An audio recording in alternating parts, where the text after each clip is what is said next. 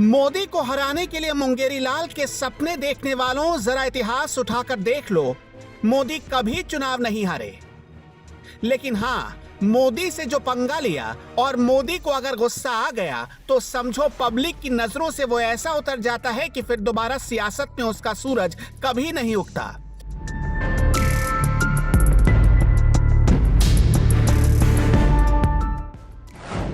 राहुल गांधी ने चौकीदार चोर है का नारा लगाया, अमेठी से चुनाव हार गए।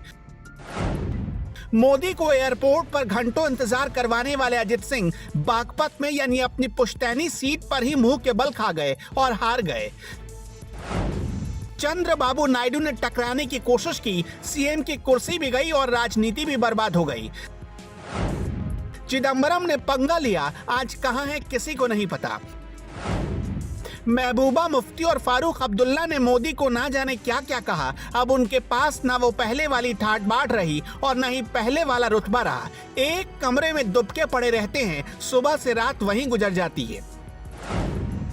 शत्रुघ्न सिन्हा किसी को पता है क्या कहाँ हैं, क्या कर रहे हैं आजकल। मोदी के खिलाफ मुंह खोलकर बीवी को लखनऊ लोकसभा सीट से कांग्रेस की टिकट पर लेकर आए, लेकिन पब्लिक ने रिटायरमेंट का टिकट थमाकर घर बिठा दिया। प्रवीण तोगड़िया की हालत देख लीजिए, हिंदू हृदय सम्राट बनने का गुमान था, मोदी से लड़ने चले थे, आजकल पीछे पीछे 10 लोग भी नहीं चलते हैं। अपने सीएम को थैंक्स कहना कि मैं बठिंडा एयरपोर्ट तक जिंदा लौट आया। पीएम मोदी जब ये बोल रहे थे तब उनकी आंखों में अंगारे उतर आए थे।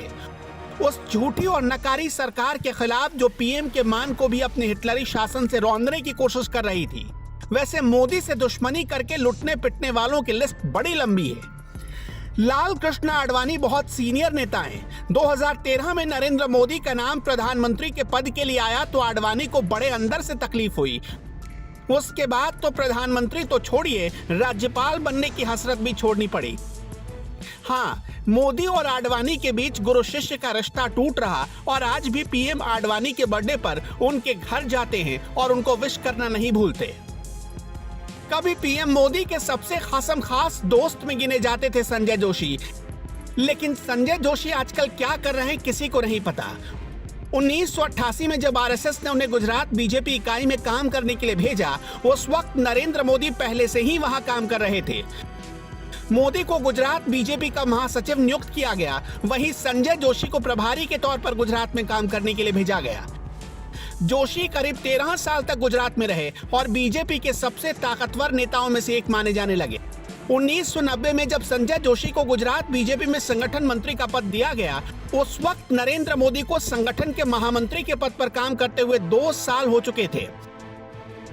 दोनों ने पार्टी की गुजरात इकाई में करीब 5 साल तक साथ साथ काम किया। इनकी मेहनत का ही नतीजा था कि 1995 में बीजेपी ने अकेले दम पर गुजरात में पहली बार सरकार बनाई। उस समय गुजरात में सीएम पद के 2 प्रबल दावेदार थे, केशुभाई पटेल और शंकर सिंह वाघेला। केशुभाई पटेल को सीएम बनाया गया, लेकिन शंकर सिंह वाघेला और केशुभाई के बीच विवाद बढ़ा, जिसके जिम्मेदार मोदी को बताया गया। राजनीति करके मोदी को दिल्ली भेज दिया गया और गुजरात संभालने लगे संजय जोशी। लेकिन जब शेर की तरह सीएम बनकर मोदी वापस गुजरात लौटे तो संजय जोशी की आंखों में खटकने लगे। मोदी सीएम बने और संजय जोशी को वनवास मिला। केशुभाई पटेल भी एक नाम है जो कभी मोदी से दुश्मनी पाल बैठे थे। एक समय मोदी के सीएम बनने के बाद बगावत कर गए, फिर सीएम बनना तो दूर, कभी विधायकी का चुनाव भी ठीक से नहीं जीत पाए। पंजाब में जो पीएम मोदी के साथ हुआ उसके लिए अब कांग्रेस भी तैयार रहे। सिद्धू और चन्नी तो गए।